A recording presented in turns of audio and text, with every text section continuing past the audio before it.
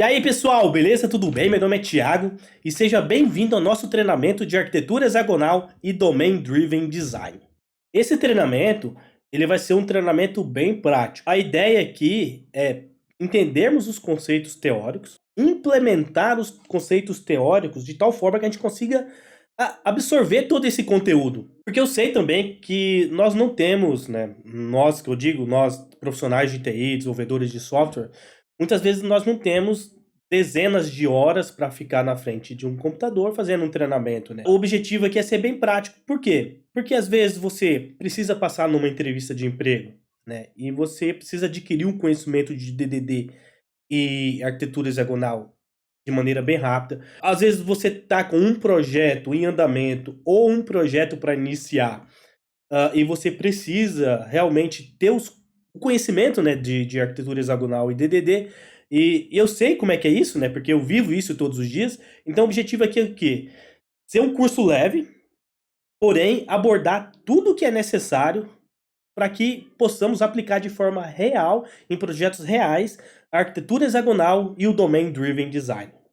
O Domain Driven Design, ele é um assunto bem amplo, mas o objetivo aqui é levar o Domain Driven Design para o profissional de desenvolvimento de software.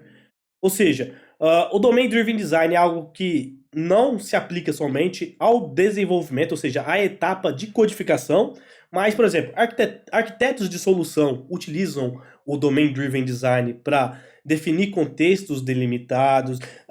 Arquitetura de negócio também utiliza Domain Driven Design para tentar definir o escopo do domínio. Mas o treinamento aqui é o quê? É mostrar o Domain Driven Design para o desenvolvedor, ou seja, o Domain Driven Design na visão do desenvolvedor, beleza? E para começar, eu quero trazer para você uma reflexão e fazer uma pergunta para você. Por que o software morre antes do negócio? Claro que às vezes uma empresa fale, né? Mas e muitas vezes, e isso é bem comum, um software morrer antes do negócio. E quando eu digo morrer antes do negócio, o que eu quero dizer?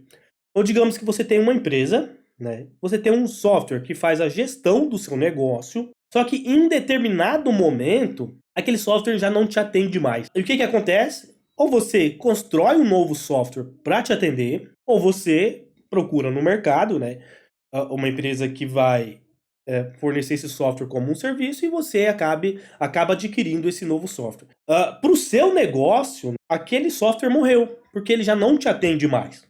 Mas quais os motivos que fazem com que o software morra antes do negócio? Então vamos lá. Primeiro, uma empresa, para ela se manter concorrente, ou seja, para ela continuar no mercado, ela tem que estar inovando os seus produtos e seus serviços de forma constante, né? Isso faz parte da maioria dos business. E tem outro motivo.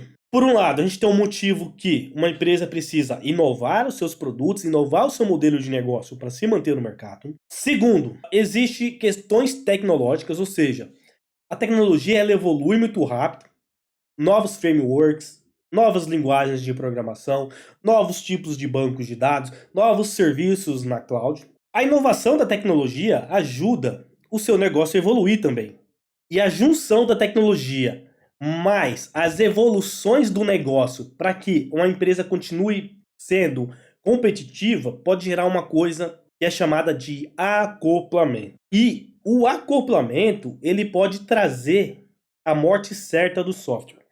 E para exemplificar, eu vou contar uma história minha.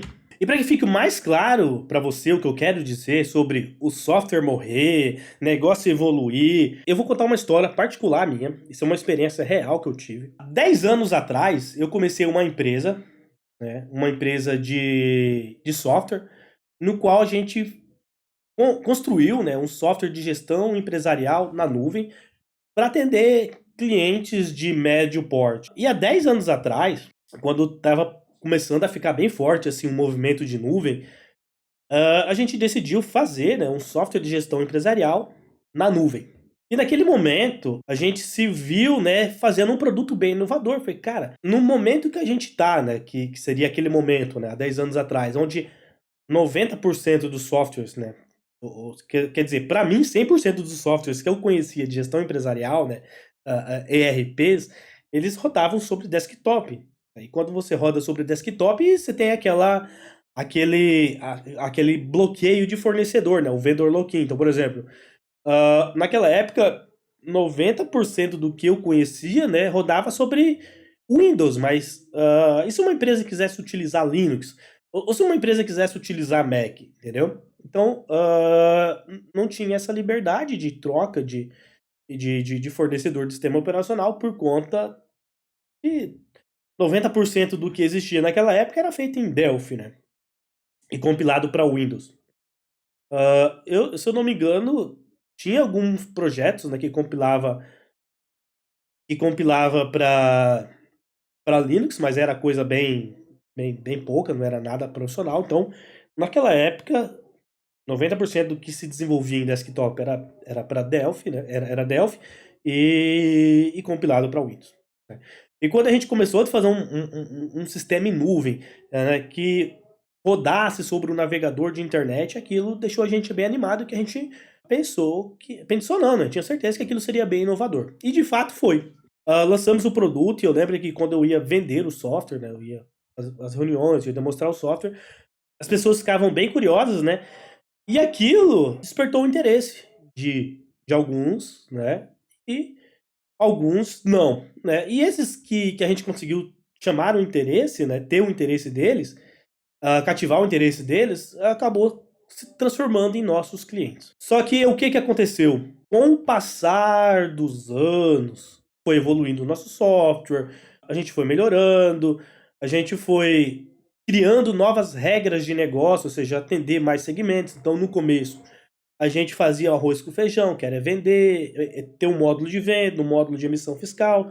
Depois a gente passou a ter outros módulos, como os módulos de transporte, para controlar toda a logística de transporte, para fazer uma entrega de um determinado produto. Só que a tecnologia, ou seja, a tecnologia que a gente usava, ela era tão acoplada às regras de negócio, ou seja, as regras de negócios que faziam com que o negócio se tornasse competitivo, tinha o meu cliente. Meu cliente, ele era um distribuidor. Só que para ele se manter competitivo como um distribuidor de um determinado produto, a gente tinha que fornecer ferramentas que atendesse ele a nível de negócio, ou seja, que atendesse o negócio dele e tecnologicamente bom, ou seja, o que a gente estava propondo, que era uma solução em nuvem. Só que a nossa camada de tecnologia e a nossa camada de negócio era tão emaranhada, ou seja, regras de negócio da aplicação, mas a nossa camada de tecnologia era tão emaranhada que o nosso software morreu e a nossa empresa acabou. E por que a nossa empresa acabou? Então eu quero que você olhe aqui para esse slide agora. E aqui a gente tem, né, o laranjinho, tem aqui cloud barra on-premises. A nossa aplicação, quando ela foi desenvolvida, né, e você vai entender o porquê a nossa empresa acabou, quando ela foi desenvolvida na nuvem, ou seja, a gente tinha uma instância na nuvem, no caso era uma instância EC2 na AWS, porém, ele era desenvolvido como on-premise. On-premise é quando você tem sua aplicação local, né? Então a gente tinha nossas aplicações, né? Então que coloquei como exemplo aqui a nossa aplicação A, nossa aplicação B, e essa aplicação ela rodava sobre um servidor de aplicação Tomcat. Beleza? E aqui a gente tinha nosso banco de dados que a gente acessava os dados. Só que qual que é o problema dessa abordagem aqui?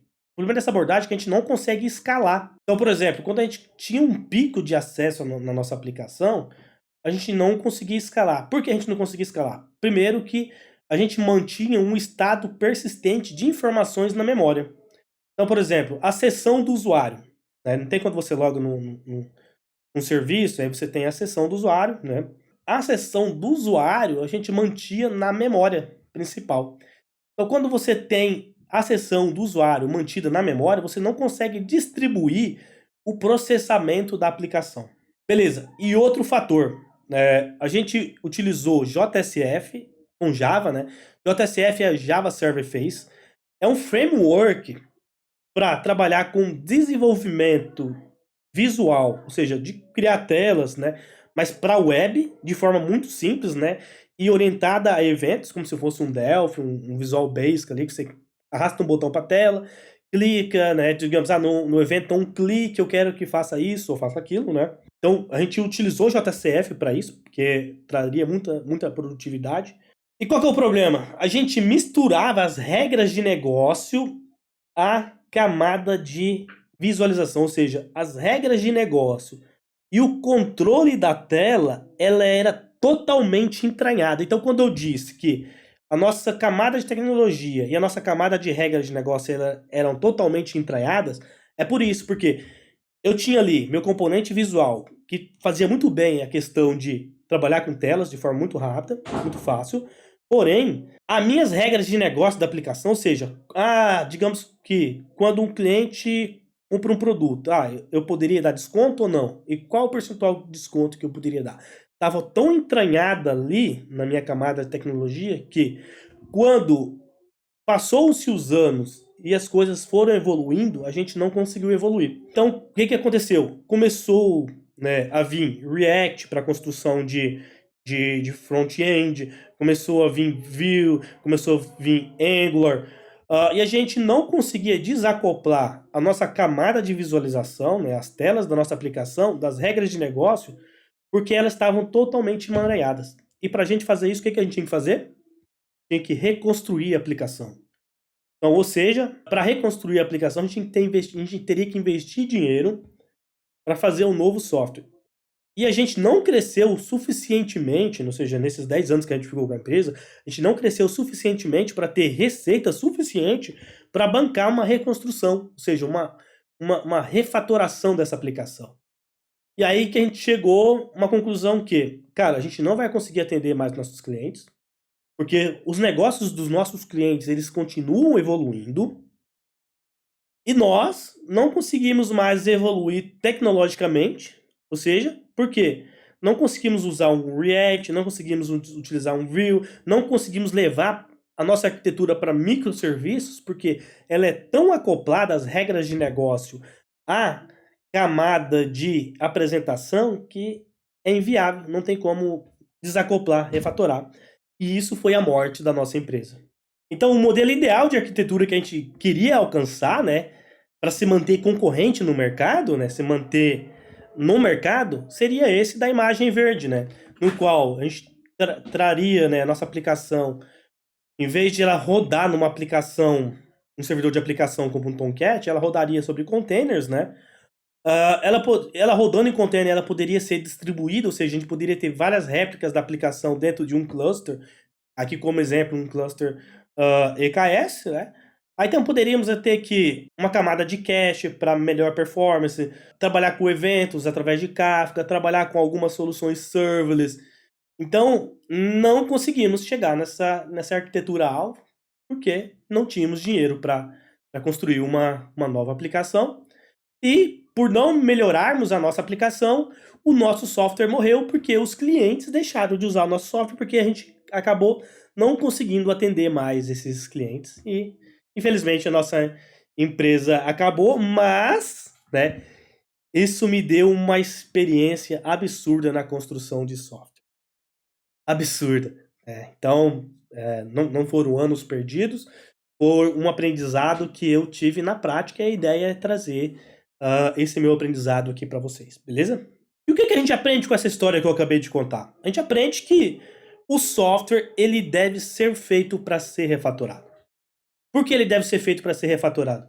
Como o negócio evolui, ou seja, uma empresa evolui, ela tem que estar melhorando seus produtos e serviços, o software, ele precisa evoluir. E para evoluir, acontece uma coisa chamada refatoração. Então, a refatoração constante é uma coisa que deve existir na sua aplicação, e ela deve ser feita para ser refatorada. E para criar softwares que possam ser refatorados, a gente vai usar dois caras que trabalham junto e trabalham muito bem. Primeiro, a arquitetura hexagonal, e segundo, o Domain Driven Design. E vamos começar pela arquitetura hexagonal, né? Mas e o que é essa arquitetura hexagonal, Thiago? A arquitetura hexagonal é uma arquitetura de software muito utilizada. E por que ela é muito utilizada? Porque ela é muito simples. Então, se a gente olhar a imagem aqui, né, do lado direito, a gente tem aqui um modelo de como é a arquitetura hexagonal na prática. E como funciona a arquitetura hexagonal? A arquitetura hexagonal, ela tem o objetivo de proteger o seu domínio, ou seja, as regras de negócio da sua aplicação, da sua camada de tecnologia. Então, aonde fica aqui, Thiago, na imagem, a minha camada de aplicação? Sua camada de aplicação, ela fica aqui nessa parte amarela. Então, aqui temos serviço de domínios, repositórios de domínios, eventos de domínios. E qual o objetivo? Né? Ela protege as camadas internas, né, que representam as regras de negócio da sua aplicação, das camadas externas que representam a sua camada de tecnologia. E quando digo camada de tecnologia, é o quê? Você tem um adaptador HTTP para fazer uma fachada com um front-end, um adaptador para se comunicar com um banco de dados MySQL, um adaptador para trabalhar com eventos através de Kafka. Então, ela é uma arquitetura baseada em portas e adaptadores. Digamos que você precisa persistir o seu domínio. Só que dentro da sua camada de aplicação, você não vai ter nada aqui dentro que se remete a algum tipo de tecnologia. Então, por exemplo, alguma coisa que se remete a um MySQL, ou alguma coisa que se remete a um MongoDB, né? Não, você vai ter tudo isso fora, ou seja, aqui nessa parte laranja, que vão ser os adaptadores. Então, por exemplo, hoje eu uso um banco de dados MySQL para persistir o meu domínio.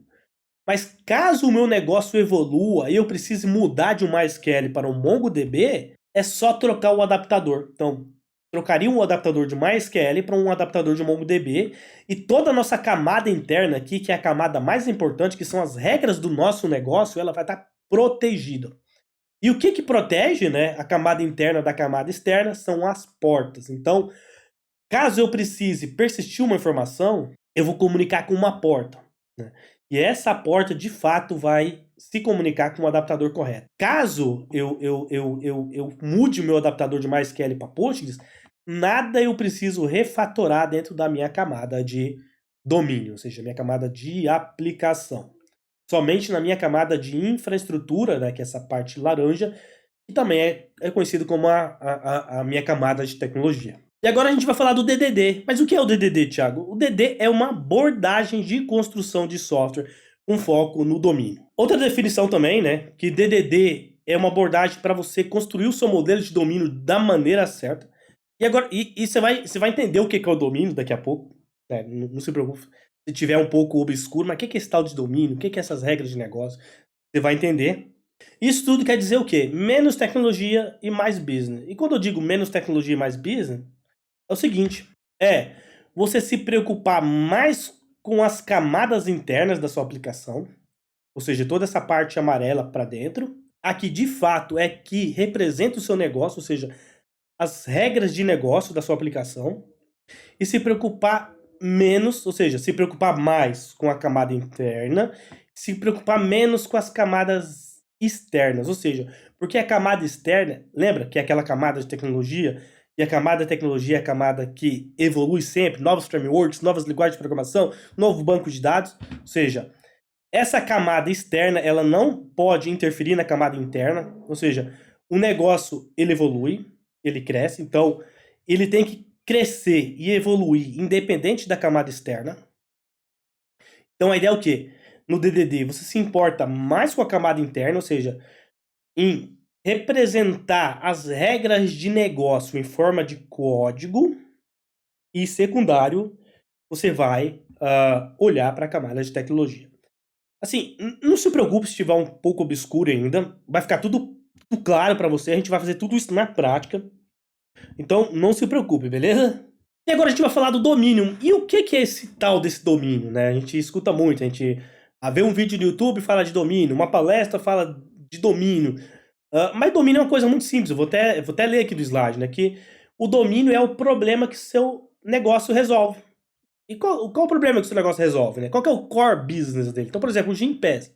Qual que é o core business do Gympass? O Gympass, ele aproxima donos de academia a pessoas que querem ter uma vida saudável. Esse é o core business do Gympass. Então, eu, né, quero ter uma vida saudável, né? Quero ir para academia, eu tenho todo o aparato ali do Gympass, né, toda a tecnologia do Gympass que vai me aproximar de eu como esportista, atleta, ou um cara que gosta de academia, com as academias, entendeu? Então esse é o domínio da sua aplicação, né?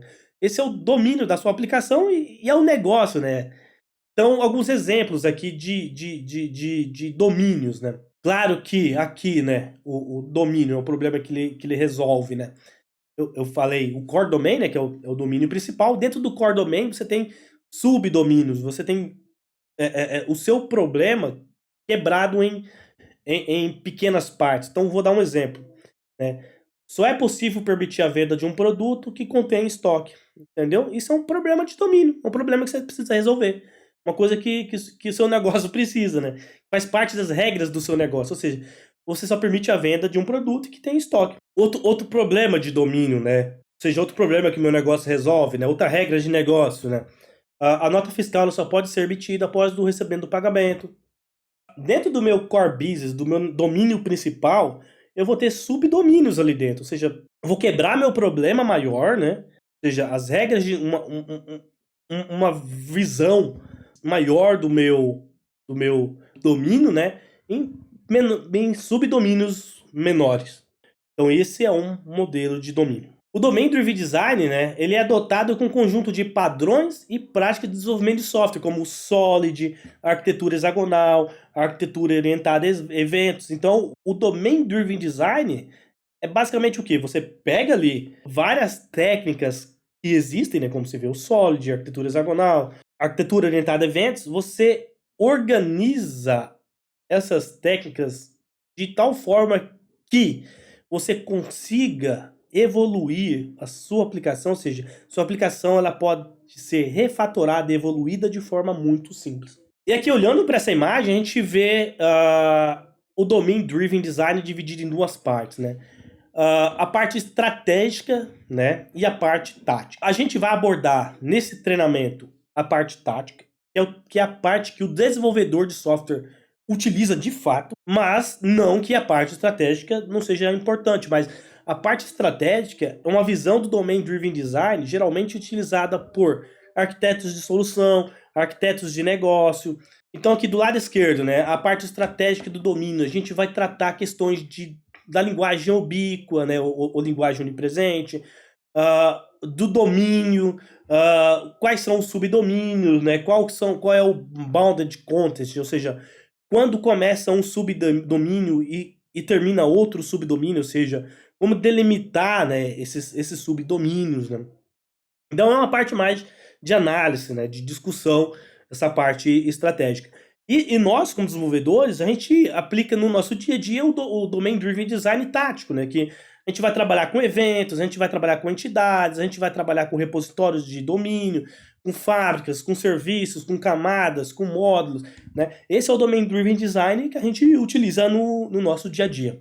E mais do que o Domain Driven Design, né, fazer uma compilação de técnicas, né, no qual a gente utiliza essas técnicas para criar softwares que possam evoluir, Domain Driven Design é sobre expressar a linguagem no código. Ou seja, você expressa de fato a linguagem que um vendedor usa. Então, por exemplo, se um vendedor fala de tal forma, quando você estiver trabalhando naquele subdomínio que resolve aquele problema daquele vendedor, você vai expressar no código a linguagem. Porque todo mundo no projeto, ou seja, o vendedor, que é aquele cara que não é técnico, e você que é técnico, vocês precisam ter uma coesão de comunicação. Parece besteira, né? Mas muitos projetos falham porque o código, né, e toda a parte técnica, ela é expressada de uma forma totalmente diferente de como é o negócio de fato na vida real. Então a ideia do Domain Driven Design é você pegar a linguagem do seu negócio e expressar ela exatamente como ela é no código. Ou seja, você tem que modelar o seu problema, o seu domínio em código exatamente como ele é. Entendeu? Então a ideia é o quê? Você pega os seus problemas de negócio, ou seja, problemas de negócio, e você deve modelar eles exatamente como eles são na vida real. E aqui temos o nosso DDD tático, né? Dentro do DDD tático a gente tem aqui a nossa camada de de domínio, né? Que seria a camada mais interna. Que seria... Cadê? Essa camada. Então, essa bolinha verde seria a parte mais interna da nossa aplicação, né? E ela é chamada de camada de domínio. Então, né, nessa camada de domínio, a gente tem aqui um domínio anêmico e um domínio rico. E o que seria um domínio anêmico e um domínio rico? Domínio anêmico é aquele domínio que não expressa a linguagem do negócio em código. Então, se o seu código-fonte, ele se você não modela, ou seja, você não codifica o seu software com a linguagem do domínio, ou seja, ele é um domínio anêmico, ou seja, é um domínio que não expressa de fato como é o seu negócio. Aí temos também, dentro da nossa camada de domínio, dois tipos de domínio: entidades de domínio e objetos de valor. A entidade de domínio exemplifica ela, o que faz ela ser uma entidade de domínio, que ela tem um identificador único. E a gente vai fazer isso na prática, agorinha já vamos começar a codificar e já vamos começar a criar nossos domínios. A principal característica de uma entidade de domínio, ela tem um identificador único, ela pode ser modificada, ou seja, o seu estado ele pode mudar, e ele tem uma necessidade de ser persistido. Então você tem uma informação, ou seja, tem um domínio, que esse domínio precisa ser persistido para ser recuperado posteriormente. E o objeto de valor, ele representa um valor. Ou seja, um exemplo, talvez um e-mail, um telefone. Ele não modifica o seu estado, ou seja, sempre que você muda um telefone e esse telefone está representado em forma de objeto de valor, você cria um novo objeto de valor e ele não tem a necessidade de ser persistido. Então aqui, só para recapitular, nosso domínio, ele pode ser anêmico ou rico, ou seja, o que é um domínio anêmico? É o código-fonte que não representa a linguagem do nosso negócio.